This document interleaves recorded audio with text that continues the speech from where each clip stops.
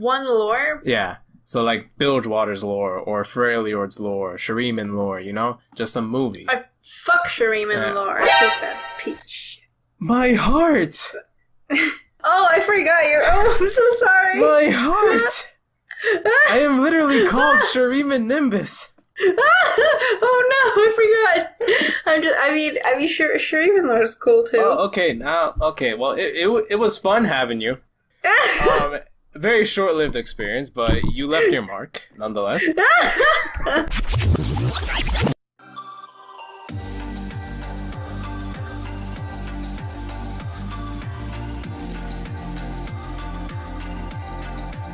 I just want to say for the viewers, explaining the decision to swap the smash or pass idea. Me and my associate here, partner here, co-YouTuber here, yeah, more titles. We decided it'd be more fun if we do, what's it again? Kill, marry, fuck, right? Right. So I chose 3 female champions. I am not sure if you chose 3 male champions yet, have you? Oh, was I supposed to put... Oh, for like myself or for you? For the both of us. We're gonna decide. We're gonna... Oh, okay, yeah. I got it. 3 males. Yep, got them off the top of my head. Let's go. Okay, so would you like to go first then? You know what? You go first. Okay. I'm gonna list them, and I'll let you give your opinion first. Alright? Okay. Hello? Yep. Okay. So, LeBlanc, Kali, and Ashe. Okay, well... Oh, I already know what... This is easy. Okay. I would kill LeBlanc. Okay, facts. Because she's a shady bitch. Facts. I would marry Ashe. Okay. Because she's clearly a great leader. And she seems like the mature type who could handle a marriage. Okay. And could make it work. Okay. And then I'd fuck Kali. Because it's a Kali. That's it? It's a Kali? It's a Kali. Oh, okay. I hear you. She was the first to have the nurse skin, right? Yeah. Okay. I mean, I don't know who else has that. I think she's the only one with an actual nurse skin. Okay, well, damn. My choices are pretty much exactly the same. I would kill LeBlanc, no qualms. I hate that bitch. She can go die. Fuck her kit, fuck everything about her and everything she stands for. Alright. So, I have a lot of pent-up aggression towards LeBlanc. Season 3. Anyways, I would marry Ashe as well. Because she is a good leader. But I gotta think of a different reason. Like, she just... If you read her lore, very inspiring person. Well, isn't Tryndamere already married to her? You can't marry her again. Hey, this is hypothetical. Besides, it was an arranged marriage between the two. Yeah, but I feel like they could, still have a little bit of romance going on. Yeah, I remember, it was a long-ass time ago where we were talking about this. And then you said that, like, even though Ashe would probably be like, I would never be with such a ruffian, that deep down she's digging that D. Oh, heck yeah. I remember you said that. And I don't deny it, it's Tryndamere. But yeah, she's a very aspiring person. So it's like, I feel like, hell, she could probably make me into a better person. So that's why. And Akali's just left over, to be honest. I really am very indifferent to Akali. But she is attractive. True. Mm-hmm. And that's it for the females. And now for the males. Okay, number 1, Braum. Ooh. Oh shit, starting off strong. Oh. Okay. Number 1, Braum. Number 2, Ezreal. Alright, I already know that one.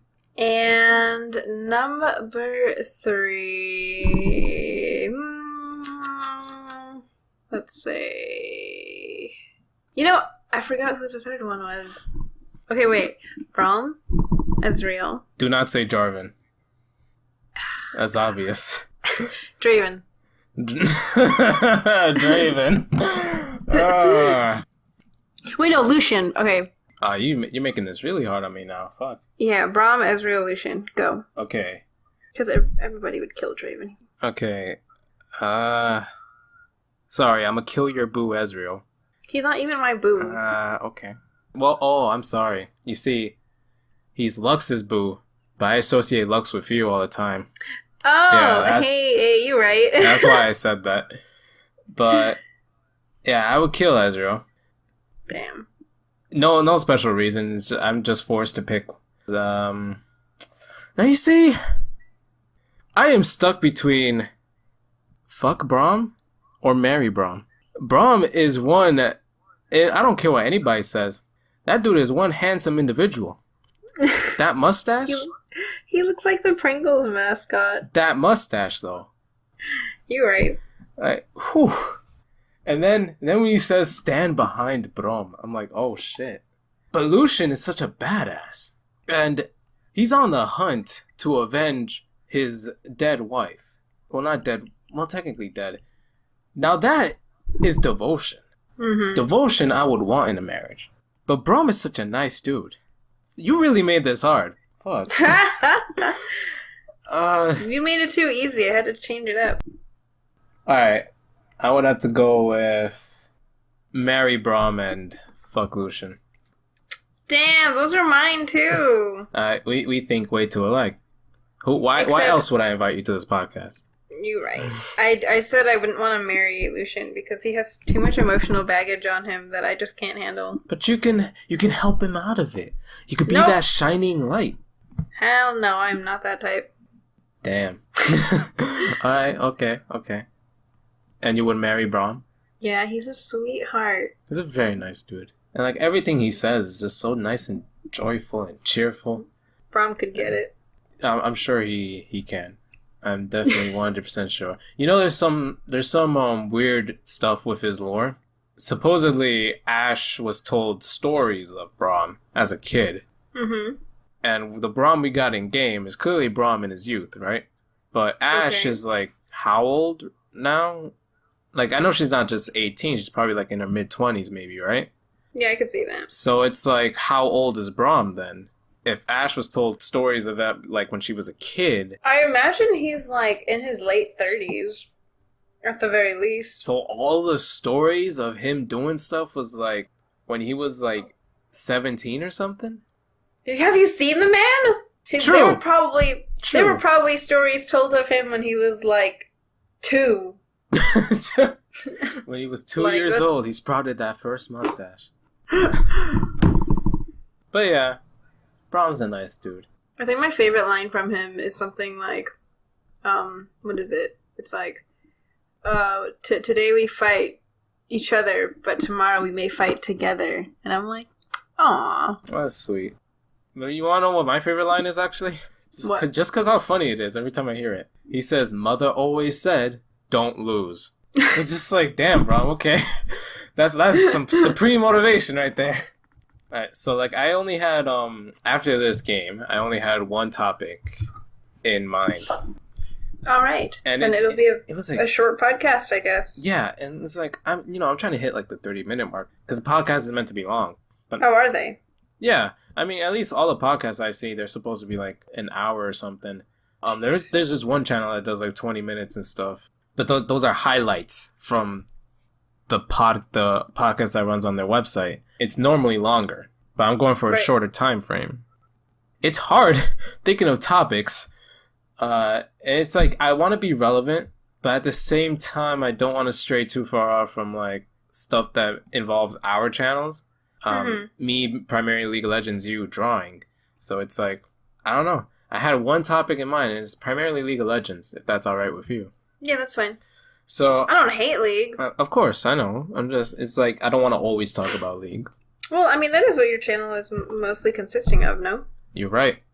This topic I actually got from, I was reading the section on the right website, I think. It was on the website or somewhere on the client. It was news, and it was like, apparently have like interviews with like a lot of the employees at Riot.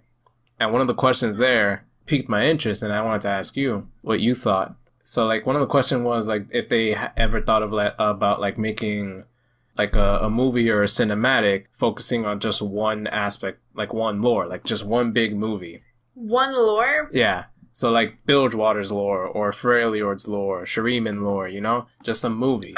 Fuck Shuriman lore. I hate that piece of shit. My heart! Oh, I forgot you. Oh, I'm so sorry. My heart! I am literally called Shuriman Nimbus. Oh no, I forgot. I mean, Shuriman lore is cool too. Oh, okay, well, it was fun having you. Very short-lived experience, but you left your mark, nonetheless. It's alright, but damn. I was gonna ask you, what would you, if you did want to ever see like a League of Legends movie focusing on the lore only, what lore would that be? Not Shuriman lore, I can tell you that much. You made your point. You made your point. Alright, you know what? I would have to say the battle between Demacia and Noxus, because that seems to be one of, like, the very main, and, like, probably the oldest pieces of lore in League history. So I feel like if they were to do, like, an actual movie, and it was their very first movie, I would say that they should focus on Demacia and Noxus. Yeah, I could see that as, like, the first movie. That was, like, the very beginning. I think it was, like, the very beginning of, like, any lore. Right. I don't know. I joined League like in season 3, so I don't know before that. I know I was gonna say Freljord because that was the lore that was going on when I first joined League. And I thought it was really interesting. But I feel like the Demacian Noxus conflict is too iconic to just gloss over. And they have great characters too. You got Lux, you got Darius, Draven. You got Lux. Draven's an asshole. And then, did I mention Lux? Yeah. They got Lux. yeah, we got Lux. We also got Lux. We got Galio now too. Like updated Galio. Yeah, I can see that. And like, how would you want it to go? Would you want it to like? I need to figure out how to phrase this question, because like you see how every champion has individual lores, and like sure they might tie into Demacian lore, but like it's still very individual, right? Like, would you want it to, like, be, like, a movie that, like, highlights their lores, but, like, somehow makes it work together? Like, something like that? Or would you want it to be just a entirely new story, but that centers on that conflict? Well, yeah, I feel like they should introduce the characters that way. Like, to really outline which champions are for Demacia and which champions are for Noxus, and, like, why their reasons are for joining that particular side. Like, I mean, yeah. I don't know a whole lot about that piece of lore. Okay. Like, I don't even know why they hate each other.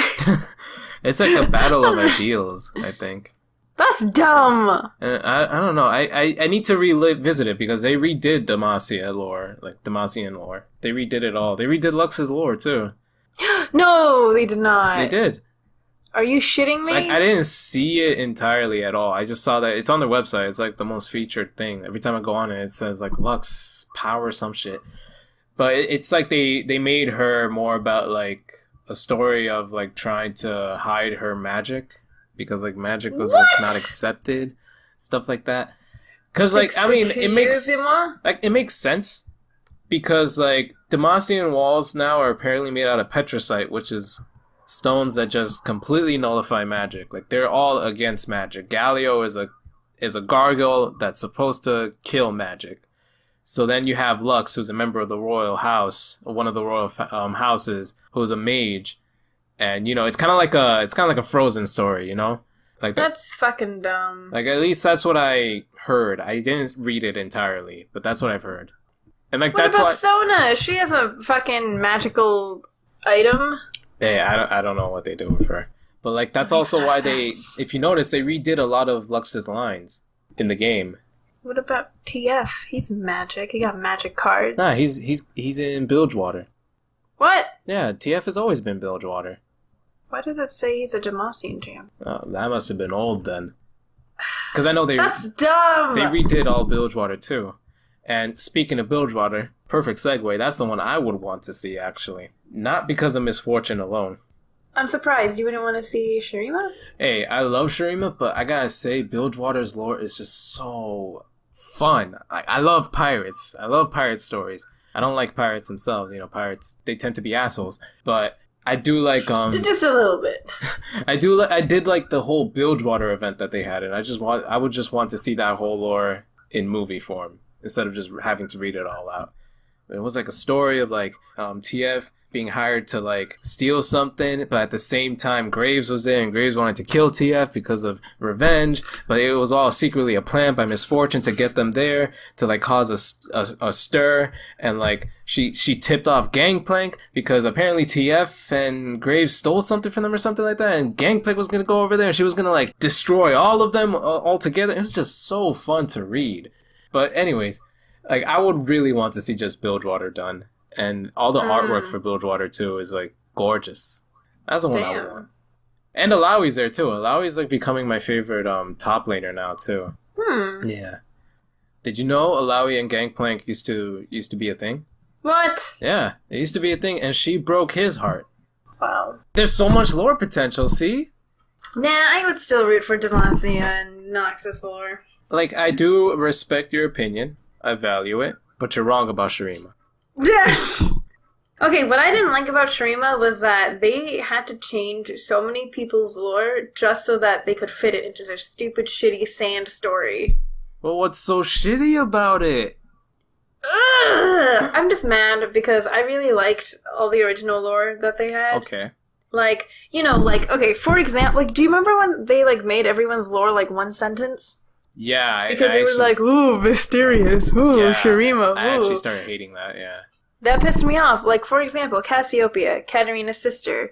Her original lore was, she was a, like, beautiful, charming woman who would, like, extort secrets from people for her father. Like, it makes sense. They're, like, a shady family, obviously. Mm-hmm. And then one day a wizard comes by and he has, like, a snake staff. And she wants to, like, get some info out of him. And he's like, okay, I'll tell you, but you have to, like, touch this staff and promise not to tell anyone. She's like, you got it. And, of course, she tells her dad. The second she tells her dad, she turns into this, like, hideous snake creature. And I'm like, whoa, like, what an interesting character.